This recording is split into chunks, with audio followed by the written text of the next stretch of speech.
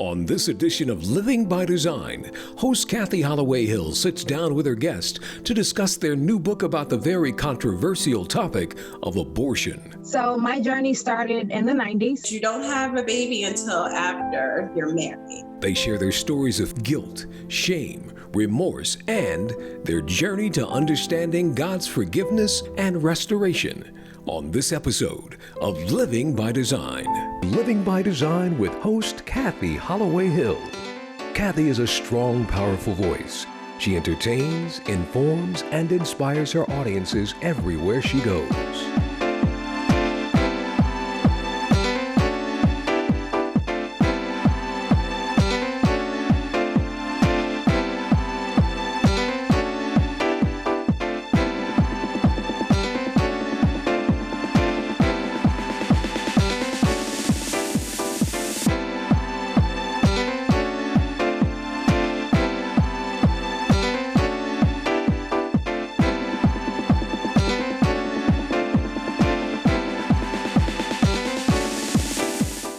Hi, I'm Kathy Holloway Hill, and welcome to another empowering episode of the Living by Design show. We have two very powerful guests with us today and an even more powerful topic. So I am very excited to have Miss Laquita Maxey and Miss Sally Thompson to talk about their project and their new company that they just recently started. So we're going to start with Miss Laquita Maxey. And Laquita, we want you to go ahead and introduce yourself, and then we'll have Sally introduce herself.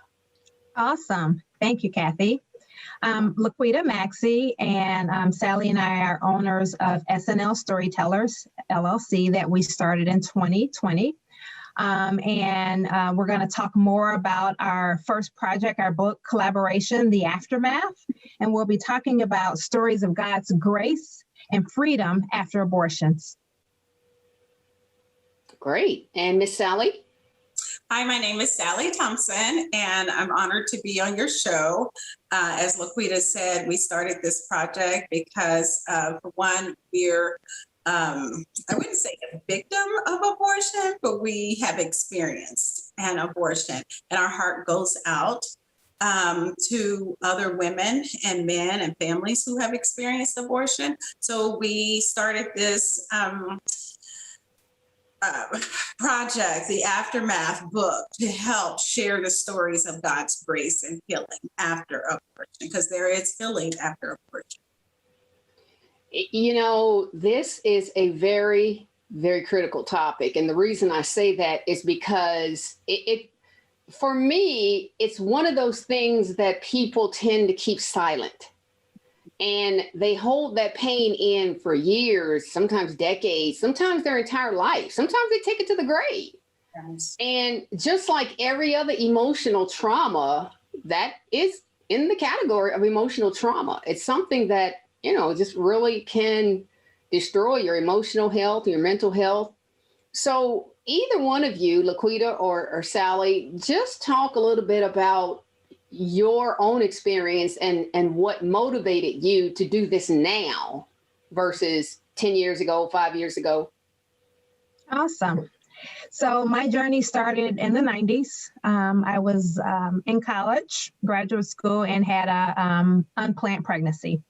And at the time, you know, I made the decision to abort my baby. So for years, I lived in shame, hurt, regret, and never talked about my secret. And so in 2007, I'm at visiting a church in Indianapolis. We had kind of just moved to the area, and I learned of a Bible study that was being offered for women who had abortions. And I opened up the booklet and I was like, oh, this is interesting. And I closed it really quick because I was still living under the banner of shame. And I heard about it again. And I said, okay, Lord, you're speaking to me. And I signed up for the Bible study. And I felt like God's forgiven me. I don't need this. Just being honest. I went through the Bible study, and that's how I met Sally. She was one of my facilitators who was leading the Bible study. And it was life changing for me. I didn't realize that I was living under that banner of shame and was dealing with all of that internal hurt and afraid to talk about it. And so that's where the journey started. And at that point, after I went through the Bible study, God had put it on my heart. I love to share and help others. I became a facilitator and started leading Bible study sessions as well. And then he had also put on my heart back then to write a book, and never did it. And Sally and I connected, and she had that same vision. And now we have this book, The Aftermath, with stories from 9 women and 1 man, because people don't hear about the perspective from a male, telling about our abortion trauma and how God has healed us, delivered us, and forgiven us. Wow. That's very powerful. Sally, would you like to share your personal experience? Yes. I grew up in a Christian church home, and where we went to church every Sunday, Wednesday, Friday, and some whole weekends. And so I was taught that you don't have a baby until after you're married. And that stuck with me. So in my late 20s, had a boyfriend. I'm a youth advisor at the church, and, and we chose to abort just because he wasn't husband material. We weren't married. So after I had the abortion, I knew I had done something wrong. I knew it was not pleasing in God's eyes. It just didn't fit. But I asked God for forgiveness. So anyway, 5 years later, it was almost like I got a little knock on my shoulder and said, it's time to deal. And I had told nobody but maybe 2 friends that I had confided in. I ended up going to, I used to volunteer at TBN, and there was an article that said volunteers needed for women to help other women in crisis pregnancies. Mm-hmm. And I said, I want to help somebody not do what I did. Really not even knowing the depth of what I had did. I just knew that I had done something wrong. Anyway, I called the pregnancy center. They told me about this position, and I took it. Then they asked me, have you had an abortion? No one had ever asked me that question. Tears started flowing through my eyes, and they told me about this Bible study that they wanted me to go through before I could counsel other women. I went through the Bible study, and like Laquita, I knew I was forgiven because I asked God for forgiveness. So I went through this Bible study thinking, I don't need this Bible study. I just want to help other women, but I'm going to go through the Bible study because you guys are asking me to go through. Little did I know I needed this study more than ever. I knew that I was forgiven, but I didn't know that I needed to be set free of that guilt, of the shame, of the secrecy, all of those things that were keeping me bound. I had not told my mother. I'm one of 13. My mother loved children. I was keeping that a secret. So this Bible study just opened up my awareness that I needed to share. And not only did I need to share, other women need to share with each other. Because every time I share my story, another woman or a man says, oh, you know what? I've had an abortion. Or they'll say, I took someone to the abortion clinic. And they're not happy when they say that. They're sad. So people need to know. We wrote this book so that we wanted to I'm just hold that thought before you start talking about the book, because this is a lot. It's what we need. It's what we need to hear. There's a lot of people out there that need to be healed. So we're going to take a quick break, and we're going to be right back with more of Living by Design. Hi, and welcome back to Living by Design. We are here with Miss Laquita Maxey and Miss Sally Thompson.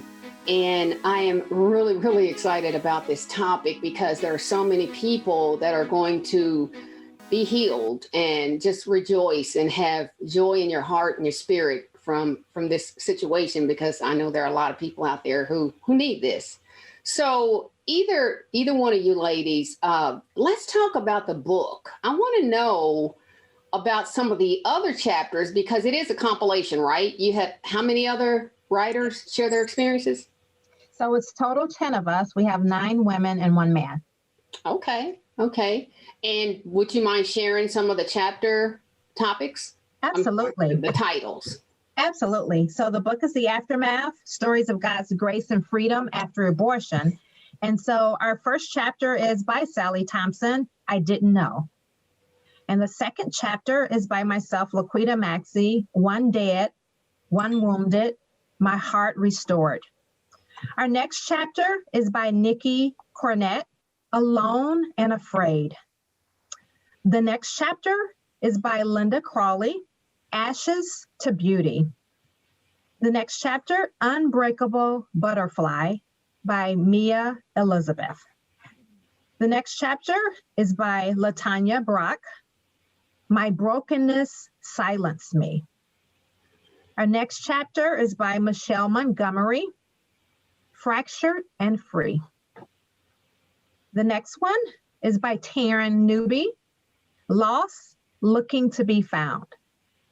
Our next chapter is by Eric Slaughter, Lost, Fatherhood Found. Lost, Fatherhood Found. And then our final chapter is by Heather Wilson, You Were There. So those are all of our contributing authors to The Aftermath. Now, ladies, you had other authors, and I'm just really pleased with this topic. I'm pleased with this compilation project. And it's just, like I said before, it's something that had to be done, and I'm glad you did it. So where did you get the other people? Were they in the Bible study that you guys were part of? Yes, that we were. All of them were in the Bible study, or they worked with us during other pro-life organizations. Okay. And we didn't go through the Bible studies all together, though. We've met throughout the course, but everyone has gone through the post-abortion Bible study. Okay. So you just felt like this would be a more powerful project with a group than just you writing an individual book by yourself, or just you two together? Well, everyone's story is different. Everyone's story is unique, but all of us share the same pain. And we want everyone to know that we all serve a big God that we can go to for healing. We don't have to lay in that bed of depression. We don't have to lay, in that bed of secrecy. So we know that to help more people, my voice can, 10 of our voices can spread broader than just my voice alone. I think it's incredible that you guys found a man that was willing to be part of the project and share his story. Can you talk a little bit about that? Because that's a little different. Well, the Bible studies, we have the Bible studies that are for the women, but we also have a segment of Bible studies that are just for men. And all of the Bible studies are confidential, but we have men that lead the Bible studies for the men, and men go through that Bible study, because people don't think about the effects that abortion has on men, and it does. It really does. Wow. Can you share a little? Oh, go ahead, Sally. Some of our Bible studies are also couples. You have husband and wives who aborted when they were in college, and here's years later, God pricks their heart, like, you need to deal with this, and so they come together. Some women their husbands don't even know that they've had an abortion, and they've been married to their husband for years. And then all of a sudden, God pricks their heart that it's time to deal. Now, not only are you dealing with your own issue from this abortion, but now you have to tell, and we don't make anyone tell, but it's that you want to share. You want to share this. And so the Bible study helps those women share that story with those that are hard. And we realize, I remember when I wanted to share with my mother. And it was so hard because I didn't want to disappoint her. But when I finally shared, she was like, oh, I hate that you had to go through that by yourself. So that fear of disappointment, that's what brings a lot of the young ladies into our pregnancy centers. And they don't know that if they just, as much as their parents may be disappointed in them, their parents, most parents will not want them to go through that process alone. Yeah, just the process, of losing a child, knowing that you're carrying a child and knowing that you're making the decision to lose the child is, it's devastating. That's why I think this project is very, very much needed. And, we all have a story. Yes. We all have a story, and our story includes a lot of moving parts. And I'm sure this is just one moving part in both of your stories. Absolutely. But it's a big one. And, it takes a lot of courage, a lot of courage for you guys to, decide to do this. And I'm very touched. I'm very moved by it. Well, we thank you for allowing us on. It's not many people that would even allow this topic because it's so political.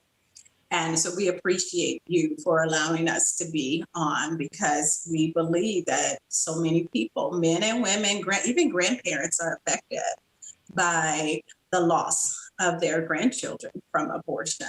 But we don't hear about that. I remember I did a interview at WTLC years ago, and when I got home, I couldn't wait. I said, "Mommy, did you hear me? Did you hear the show?" And she asked me. She said, "How old would the child have been?" And that just hit me, because that's when it dawned on me that just wasn't my child. That was my mother's grandchild. That was my sisters and brothers' niece or nephew. That was my niece and nephew's cousin. So it affects everyone that you're connected to.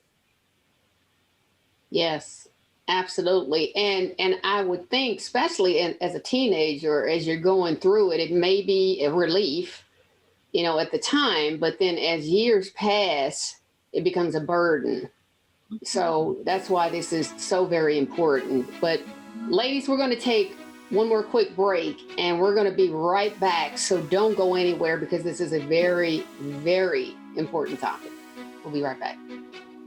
Welcome back. We are here with Laquita and Sally, and we are having such a great conversation about abortion, healing, and just having joy in your spirit from just letting that burden go. I can't imagine carrying that burden around for just years or decades. So, ladies, let's talk a little bit about how we're going to get the book out there in front of everyone.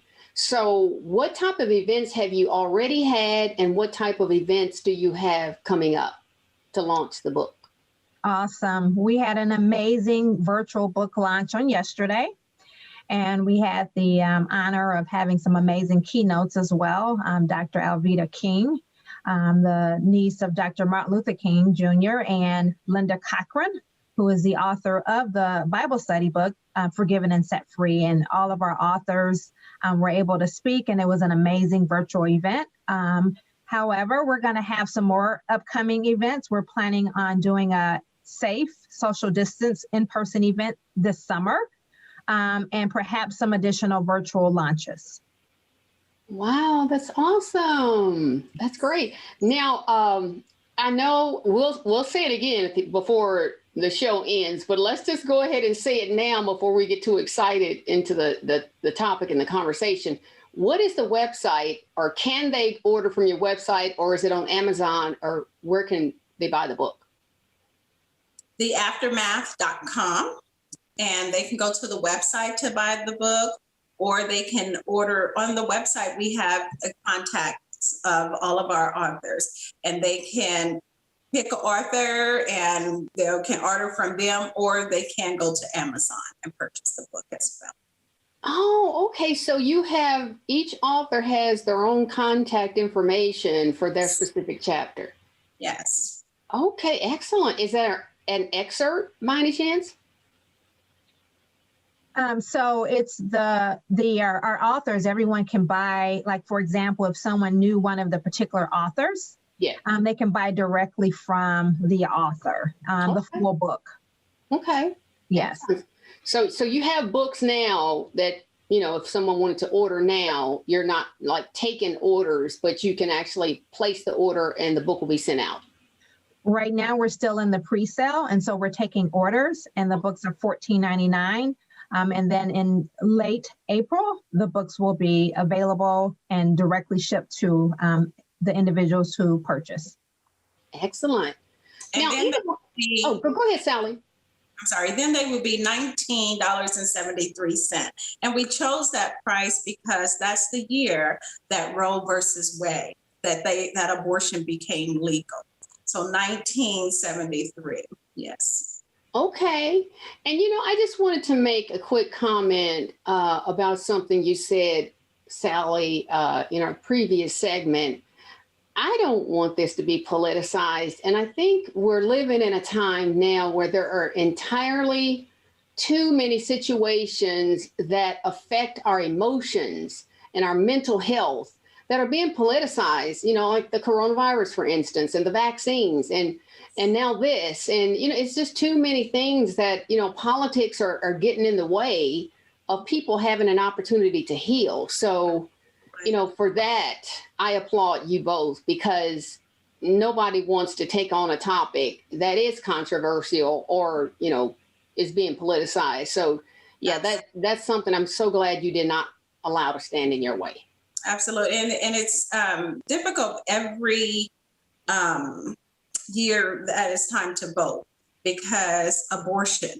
And if they only knew how many women cringe when they hear that, because it's a reminder. I tell my clients when they're in the decision making to get an abortion, you'll always remember that whatever decision you make, you'll always remember that you were here. And if you choose abortion, you're going to always remember that someone else should be in your life. So don't just think about today. Think about how you're going to feel about this decision 10 years from now, 80 years from now. If you're graced to live that long, it will always be there. So we truly want to make this book a tool for healing and to let everyone know that God forgives you. We've all made some type of mistake that we regret. Yes. This is one that it's a big sting, but we want people to know that God forgives you. Yes. And, you mentioned politicizing and I kind of spoke to that. But the other part of that is the protesters. And I know there's a lot of protesting around the different clinics that, offer this to young girls who find themselves in trouble. And any woman really who finds herself in a difficult situation. And I can't imagine, it's a hard choice to make, but then you have protesters in your face trying to make you feel bad. Yeah. Yeah. You have some that are good. You have some peaceful protesters out there. There are some people that we think that are protesting, but they're really just out there praying. Really?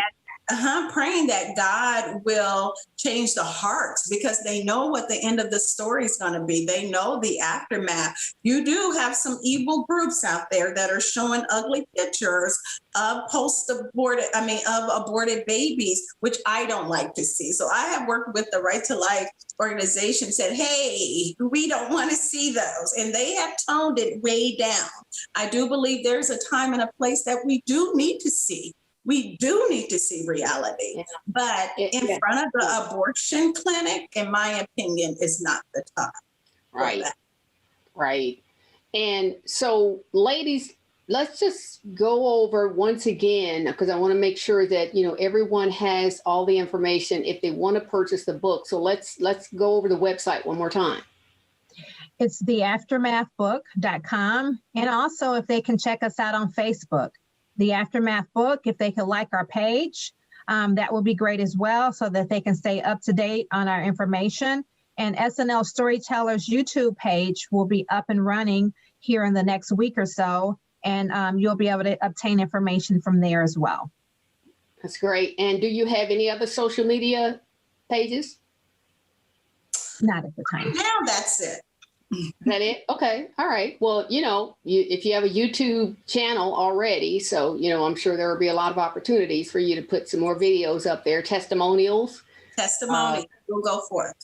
Something tells me you're going to be getting some calls from this. You're going to be hearing from some people. So I'm very proud of you both for coming on today. My goodness, I wish you all the love and peace and joy in the world in your project.